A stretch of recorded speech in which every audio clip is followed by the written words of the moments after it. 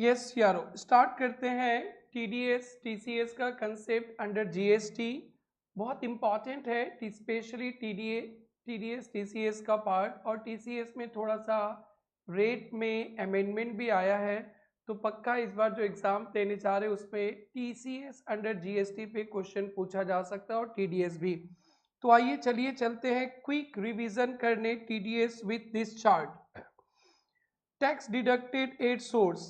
तो पहले सबसे पहले ये देखना है कि किसे टैक्स डिडक्ट करना है, लिमिट क्या है, रेट ऑफ टीडीएस। ये तीन मेन पॉइंट पहले पढ़ लेते तो पूरा पिक्चर क्लियर होगा। TDS, central government state government को टैक्स डिडक्ट करना है, local authority like municipal corporation, government agencies and notified persons और कैटेगरीज ऑफ पर्सन्स। ये नोटिफाइड पर्सन से पढ़ेंगे। तो पहले 1 2 3 फर्स्ट 3 पॉइंट्स ध्यान रखेंगे। Who are liable to deduct TDS under GST. अपन अगर सेंट्रल या स्टेट गवर्नमेंट को कुछ सप्लाई करते हैं, सो वाइल मेकिंग पेमेंट हमसे टैक्स डिडक्ट किया जाएगा। हम लोकल अथॉरिटी कोई म्युनिसिपल कॉर्पोरेशन टाउन कमिटी को कुछ सप्लाई करते हैं तो हमें पेमेंट करते समय टैक्स काटा जाएगा। एंड गवर्नमेंट एजेंसीज को पेमेंट करते हैं तो पेमेंट जब भी अपने को मिलेगा तब टैक्स काट कर मिलेगा और टीडीएस का क्रेडिट भी मिलेगा। जिस तरह से इनकम टैक्स में टोटल टैक्स लायबिलिटी से टीडीएस माइनस होता था, तो जीएसटी का भी पेमेंट से टीडीएस माइनस हो जाएगा। एंड नोटिफाइड पर्सन, तो पहला 3% का नाम याद रखना, कौन कौन टैक्स काटेगा आपसे। Central government, state government, local authority, government agencies. कब काटा जाएगा? जब अपने गवर्नमेंट के साथ बड़े बड़े ट्रांजेक्शन्स करते, हाई वैल्यू का ट्रांजेक्शन्स करते, तभी ही टैक्स काटा जाएगा। सर हाई वैल्यू क्या होता है बेटा? वैल्यू ऑफ सप्लाई अंडर एक कॉन्ट्रैक्ट के वैल्यू ऑफ सप्लाई 2.5 लाख से अधिक है तो वैल्यू ऑफ सप्लाई पर contract exceed 2.5 lakh exclusive of GST. GST को एक्सक्लूड करके वैल्यू ऑफ सप्लाई 2.5 लाख से ज़्यादा है तो government agencies departments will deduct TDS. Rate of TDS बेटा, CGST 1%, SGST 1% and inter state है तो 2%। तो ये 3 पॉइंट्स आपको नहीं भूलना है। पहले जो की पॉइंट्स है वो मैं रिवाइज करा दे रहा हूँ, उसके बाद सारे पॉइंट्स करेंगे। सो कौन कौन टैक्स काटेगा? Central government, state government, local authority, government agencies. कब काटेगा? जब अपन गवर्नमेंट को सप्लाई करते हैं और सिंगल कॉन्ट्रैक्ट का वैल्यू 2.5 लाख से अधिक है तो ही टीडीएस होगा। और टीडीएस का रेट है 1% प्लस 1%, इंटर स्टेट होगा तो 2%। और एक्सक्लूसिव जीएसटी जो 2.5 लाख देखेंगे वो जीएसटी एक्सक्लूड करके देखना है, ध्यान देना। और एक अच्छा सा पॉइंट है वो देखते हैं, फिर आपको 1-2 क्वेश्चंस दिखाएंगे, फिर बाकी के पॉइंट्स पढ़ेंगे। एक जगह बस ध्यान रखना है, no TDS when location of supplier, जो सप्लाई कर रहा है, and place of supply is different from state of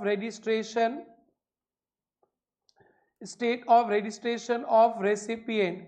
जो रेसिपिएंट का रजिस्ट्रेशन का स्टेट अलग है और सप्लायर और प्लेस ऑफ सप्लाई अलग स्टेट में। इसे मैं बहुत अच्छी तरह से यहाँ से समझाता हूँ, ये वेरी वेरी वेरी इंपॉर्टेंट बात करके रखेंगे। ये लास्ट पॉइंट देखेंगे बेटा, supplier and place of supply same state पे है। जो सप्लाई कर रहा है वो भी दिल्ली में है और प्लेस ऑफ सप्लाई जहां हम लोग सप्लाई कर रहे हैं वो भी दिल्ली में। And recipient located in another state, but जो रेसिपिएंट है दूसरे स्टेट में, तो यहाँ पे इंट्रा स्टेट सप्लाई होगा, नो टीडीएस।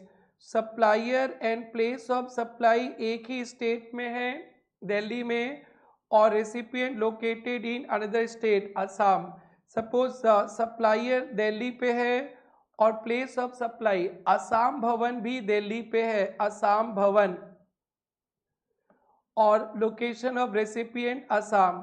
तो असम गवर्नमेंट ने दिल्ली में ही एक पार्टी को बोला कि आप असम भवन दिल्ली में सप्लाई करो, तो दिल्ली से दिल्ली गुड सप्लाई हो गया, बट असम गवर्नमेंट ने वो सप्लाई के ऑर्डर दिया। असम गवर्नमेंट तो असम पे ही है ना, तो इस सिचुएशन पे नो टीडीएस। हाँ, दिल्ली गवर्नमेंट ने दिल्ली के व्यापारी को ऑर्डर किया कि आप दिल्ली में सामान दो, तो ये हो गया, टीडीएस लगेगा। सप्लायर देने वाला जहां सप्लाई किए प्लस लेने वाला सेम स्टेट, तो intra state TDS CGST HGST 1% will be deducted. आप असम का ही, असम गवर्नमेंट ने असम से ही असम के लिए माल खरीदा तो वहाँ टीडीएस है। Supplier and place of supply different state, यहाँ पे supplier and place of supply अलग अलग स्टेट पे है तो भी टीडीएस होगा। Inter state supply IGST, but एक ही जगह नहीं होगा। कब बेटा?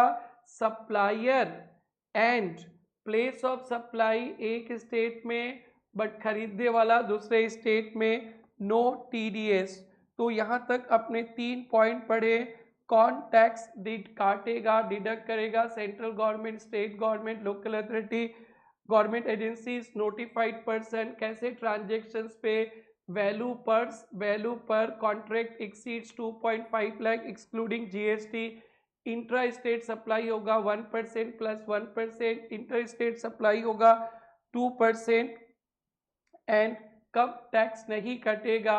जब supplier and place of supply एक स्टेट में है एंड रेसिपिएंट अदर स्टेट में, तो नो टीडीएस।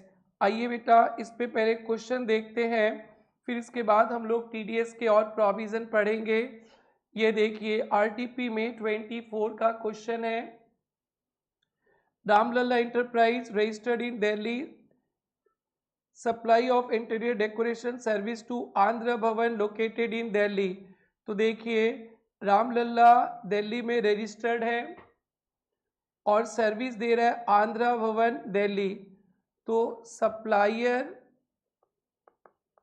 दिल्ली पे है और प्लेस ऑफ सप्लाई भी दिल्ली पे है। Service contract is entered into government of Andhra Pradesh, registered in Andhra Pradesh, और रिसीवर आंध्रा का है तो दूसरे स्टेट। तो यहाँ पे हम लोग पढ़े थे supplier and place of supply एक स्टेट में और रेसिपिएंट अदर स्टेट में, तो नो टीडीएस। आइए देखते हैं। The total contract value inclusive of GST 15,50,000, जो थ्रेशोल्ड लिमिट देखना है 2,50,000 का excluding GST, and payment is made in October. You are required to determine amount of tax to be deducted in the above assuming CGST SGST. will your answer be different if Ramlalla is registered under composition scheme? तो बेटा इसका answer होगा since location of supplier and place of supply is in Delhi, supplier and place of supply Delhi and state of registration of recipient is Andhra Pradesh, no TDS in given case. Even composition scheme में भी registered है तो no TDS. बहुत important है, ध्यान रखेंगे। और एक है बेटा P2, mister Bholuram a supplier located in Meerut UP supplied the bed sheet, pillow cover, blanket to government agency registered in UP under a contract। तो यूपी वाला लोग यूपी में ही सप्लाई कर रहे हैं, खरीदने वाला भी यूपी, बेचने वाला भी यूपी और रिसिपिएंट सब कुछ यूपी, तो यहाँ टीडीएस होएगा। Total value of contract is 4,61,000 excluding GST. तो एक ही कॉन्ट्रैक्ट का वैल्यू 461 है, 2,50,000 एक्सीड करने से ही लगेगा। And value is bifurcated, 400 blankets, 850 bed sheets, 1,700 pillow cover. Is government agency required to deduct TDS while making payment? Yes, TDS। ये intra state supply हो गया तो 4,61,000 पे 1% और CGST और 1% SGST। तो आप मेन आंसर पे ध्यान देंगे the tax would be deducted 1% on payment taxable supply where value of supply exceeds 250, that is 250 से ऊपर है. In the given case, Boluram has supplied to government agency and value exceeds mandatory government agency to deduct TDS, CGST, SGST 4610. ये बहुत ही important है, इसे ध्यान से रखना आप लोग एग्जाम के लिए. MTP जनवरी 25 का एक MCQs है. Vikas Nigam public sector undertaking has placed an order to Bharti Steel registered in Bokaro, Odisha 70 iron steel 12,000 each exclusive GST. The supply will take place in 10 lots 10, 10, 20 इस तरह से determine tax to be deducted. बेटा जो अपने बोले थे ना central government, state government, local government and notified person में अभी देखेंगे पब्लिक सेक्टर अंडरटेकिंग भी है, तो यहाँ भी TDS का चक्कर होएगा, बट एक कंडीशन है कि वो वैल्यू ऑफ सप्लाई 2,50,000 से अधिक होना पड़ेगा. तो वो तो है ही बेटा. तो आंसर क्या होगा? TDS विल बी डिडक्टेड और एंटायर 70 सेल्स एक साथ ही.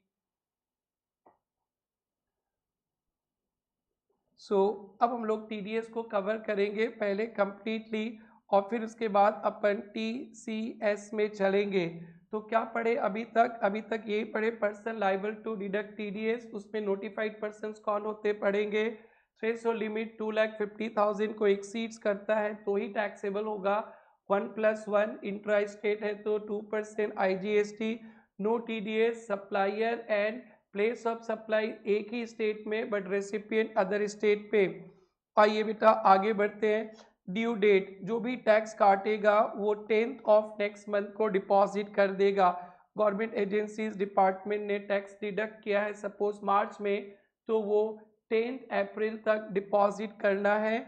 TDS का डिडक्टर का कंपलसरी रजिस्ट्रेशन है. गवर्नमेंट डिपार्टमेंट एजेंसीज का अगर TDS आपको टैक्स काटना है तो रजिस्ट्रेशन करना जरूरी है और 10th ऑफ नेक्स्ट मंथ पे आपको डिपॉजिट कर देना है और amount deposited will be reflected in suppliers. और सप्लायर के लिए क्या बेटा, वो आपके ECL इलेक्ट्रॉनिक क्रेडिट लेजर में दिखेगा और इसका यूज़ आप कर सकते हैं लायबिलिटी टुवर्ड टैक्स, इंटरेस्ट, फी, अदर पेमेंट के लिए यूटिलाइज्ड हो जाएगा.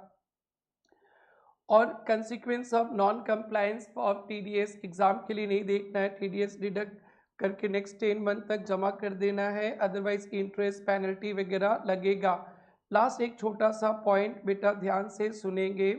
4 सिचुएशंस पे टैक्स डिडक्ट करना है. सेंट्रल गवर्नमेंट, स्टेट गवर्नमेंट ने सप्लाई रिसीव किया तो local government agencies and notified persons को डिफाइन किया गया है. Notified person public sector undertaking को भी अगर अपन सप्लाई करते हैं तो वो लोग भी पे करते समय टैक्स डिडक्ट करेंगे. Society registered by central government, state government, local authority, कोई भी सोसाइटी को भी सप्लाई करते हैं जिसका establish central government, state government, local authority ने किया है, वो भी एनी अथॉरिटी और बोर्ड और any other body which has been set up by parliament और state legislature by government with 50% equity control. कोई भी अथॉरिटी पार्लियामेंट ने, सेंट्रल गवर्नमेंट पार्लियामेंट या स्टेट लेजिस्लेचर ने फॉर्म किया जिसपे गवर्नमेंट का स्टेक है 51%, तो वहाँ भी अपन सप्लाई करेंगे तो वहाँ भी TDS है. और any registered person receiving supplies of metal, ये गवर्नमेंट ही था, अदर देन गवर्नमेंट भी है. Any registered person receiving supply of metal scrap falling under 72 to 81, तो इन 4 सिचुएशन पे भी TDS है. तो टोटल 7 पॉइंट्स आ जाएंगे किनको टैक्स डिडक्ट करना है. याद करेंगे नीचे के 4 पॉइंट तो बहुत इंपॉर्टेंट है, ऊपर के 3 पॉइंट क्या था, central government, state government, local authority, government agencies और फिर public sector undertaking, society registered under central government, state government, local authority और कोई भी अथॉरिटी या board establish by government, setup by parliament या स्टेट लेजिस्लेचर विथ 51% और मोर government का stake. और registered person receiving supply of metal scrap 70 to 81 पे लिखा है. तो इन सिचुएशंस पे ये लोग आपको पेमेंट करते समय टैक्स डिडक्ट करेंगे। बेटा person not required to deduct tax when goods और services supplied a PSU to another PSU. एक पीएसयू ने, पब्लिक सेक्टर अंडरटेकिंग ने दूसरे पीएसयू को कोई सप्लाई किया, नो टीडीएस। और यहाँ पे ए बी सी के अंदर भी कोई सप्लाई हुआ तो no TDS. PSU to PSU no TDS, और ए बी सी में आपस में कोई सप्लाई हुआ नो टीडीएस। और एक नॉर्मल केस में supplier and place of supply Assam में और रेसिपिएंट बैठा है अरुणाचल प्रदेश, तो फिर वहाँ भी नो टीडीएस। ये बेटा छोटा सा टीडीएस का कंसेप्ट था, दैट्स इट। टीसीएस में एक छोटा सा अमेंडमेंट आया है जो आपको ध्यान देना है। TCS, tax collection at source. कौन टीसीएस कलेक्ट करेगा? ई कॉम ऑपरेटर। ये फ्लिपकार्ट, अमेजॉन, ओयो, ओला, उबेर, ये लोग जो सर्विसेज देते हैं या सप्लाई करते हैं, ये लोग टीसीएस टैक्स कलेक्ट करेंगे। टैक्स कलेक्ट करेंगे, कोई एग्जिबिशन लिमिट नहीं है। कुछ भी अपन सप्लाई करें ऑनलाइन प्लेटफॉर्म के थ्रू, तो ऑनलाइन प्लेटफॉर्म वाले टैक्स कलेक्ट करेंगे। रेट ऑफ टीसीएस, ये आपको याद रखना है, ये बहुत इंपॉर्टेंट है, ये अमेंडमेंट है। सीजीएसटी पे 0.25%, एसजीएसटी पे 0.25%, पहले 0.5 हुआ करता था, 0.25 तो 0.5% रेट ऑफ टीसीएस है। तो कौन टैक्स कलेक्ट करेगा? ई कॉम ऑपरेटर। छोड़ना है कुछ अमाउंट? नहीं छोड़ना है। रेट क्या है? विद इन द स्टेट है तो 0.25, इंटर स्टेट है तो 0.5। वैल्यू, कौन सा वैल्यू पे? Net value of taxable supply, जो टैक्सेबल सप्लाई उसके वैल्यू पे। Aggregate value of taxable supply of goods services less taxable supply of return is equal to net taxable supply. Net value of taxable supply is equal to value of taxable supply minus return. इस taxable supply में notified services 95 पे कुछ notified services है, उस पे no TCS, because उस पे tax GST directly ई com operator पे करेगा, तो टीसीएस नहीं। और नेक्स्ट मंथ के 10 तारीख तक आपको ये पैसा जमा कर देना है। रजिस्ट्रेशन, जिन जिन को टीसीएस कलेक्ट करना है, रजिस्ट्रेशन कंपलसरी है। 3 दिन के अंदर आपको रजिस्ट्रेशन ग्रांट कर दिया जाएगा। और टीसीएस वाले को मंथली रिटर्न भी डालना है, एनुअल रिटर्न भी डालना है। तो ध्यान रखना, टीडीएस में ऐसा नहीं था, बट यहाँ पे मंथली भी रिटर्न डालना है आपको 10th ऑफ नेक्स्ट मंथ, और एनुअली भी रिटर्न डालना है टीसीएस के केस में। बेटा नेक्स्ट चलते हैं, थोड़ा सा बस इतना ही था, थोड़ा सा एक्स्ट्रा नॉलेज दे देते। टाइप ऑफ सप्लाई के बारे में ध्यान से समझना। Supply of goods through E com operator, e com operator के थ्रू सप्लाई किया जाएगा तो ऑलवेज टीसीएस है। ई कॉम ऑपरेटर के थ्रू सप्लाई होगा तो ऑलवेज टीसीएस है गुड्स का, गुड्स के केस में। बट सर्विस के केस में क्या है ना बेटा, जो नोटिफाइड सर्विसेज है 95 पे जो पढ़ने वाले हैं उसमें टीसीएस नहीं लगेगा। गुड्स के केस में ऑलवेज टीसीएस, और सर्विसेज के केस में नोटिफाइड 95 में ऐसे 5 सर्विसेज है, 95 में 5 सर्विसेज है जिसपे ई कॉम ऑपरेटर खुद टैक्स पे करता है, टीसीएस नहीं। और उन 5 सर्विसेज को छोड़ के कोई और सर्विसेज होगा तो वहाँ भी टीसीएस लगेगा। तो अपने ई कॉम ऑपरेटर हैं, अपने सप्लाई करते हैं लोगों का गुड सर्विसेज, तो गुड्स पे करेंगे तो लगेगा ही टीसीएस। सर्विसेज पे वो 5 सर्विसेज पे नो टीसीएस, बाकी के सभी सर्विसेज पे टीसीएस। तो 95 में कितने सर्विसेज है? 5। ये पांचों सर्विस का नाम आपको याद रखना है। ई कॉम ऑपरेटर को टैक्स देना है।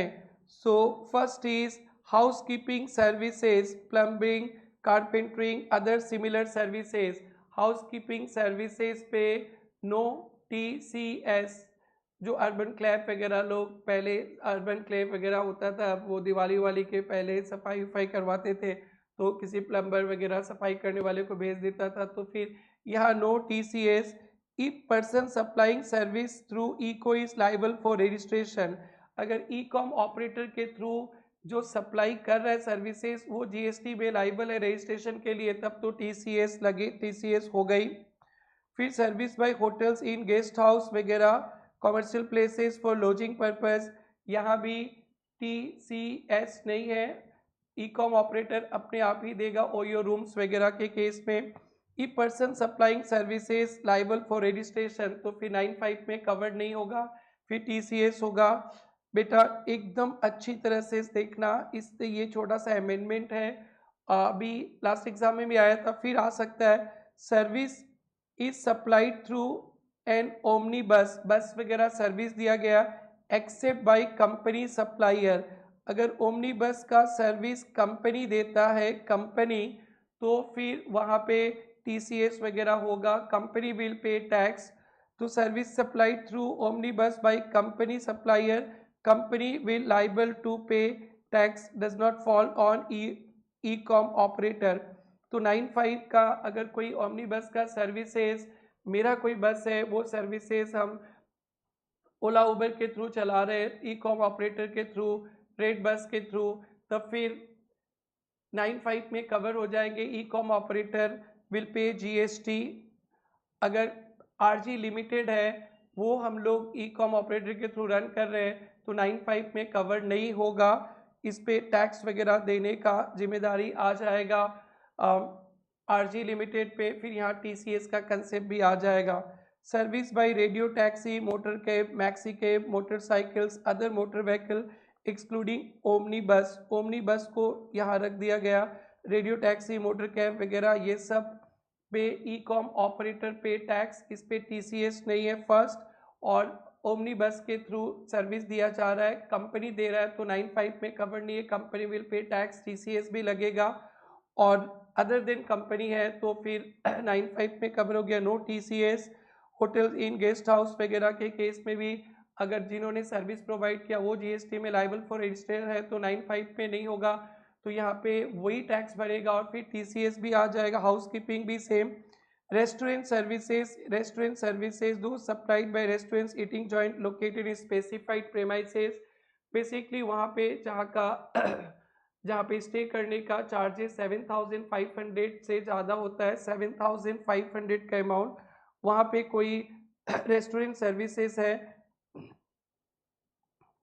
तो वो लोग खुद टैक्स पे करेंगे, बट 7,500 से कम है तो छोटे छोटे रेस्टोरेंट है तो वहाँ पे भी TCS वाला एप्लीकेबल होगा।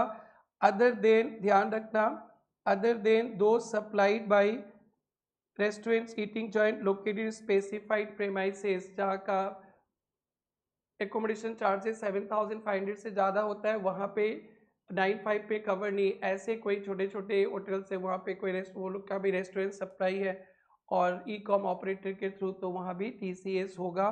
तो ये 5 पॉइंट को आपको बहुत अच्छी तरह से ध्यान पे रखना है। और ये एक छोटा सा पॉइंट है, TCS applicable major types of e com operator. E com operator अपना ही प्रोडक्ट बेचता है, टाटा वगैरह, अंबानी वगैरह, तो फिर वहाँ पे TCS नहीं, खुद ही है। सेलिंग बॉट आउट प्रोडक्ट खरीद के ही बेचता है, ओन बिलिंग तो भी TCS नहीं।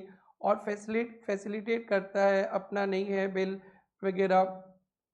Consideration collected by operator, payment to supply TCS लगेगा इस सिचुएशन पे। तो ये बेटा कॉमन की पॉइंट पे कवर्ड है और जो क्वेश्चन है इस पे TDS का ही है बट TCS का आ सकता है, तो 95 के सर्विसेज को भी आपको ध्यान पे रखना है और एप्लीकेबिलिटी भी।